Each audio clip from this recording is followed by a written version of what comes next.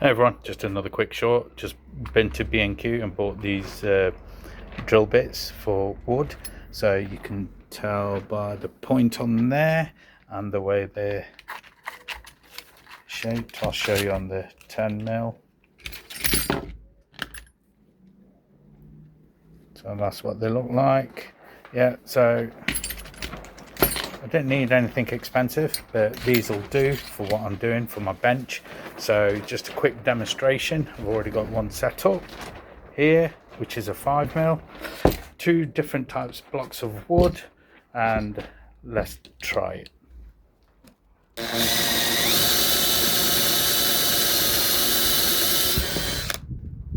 Yeah, not bad.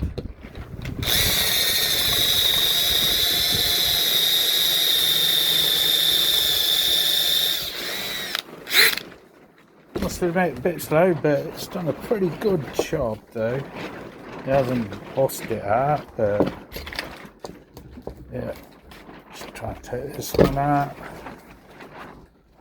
Yeah, it hasn't ripped it through, so yeah, not too bad.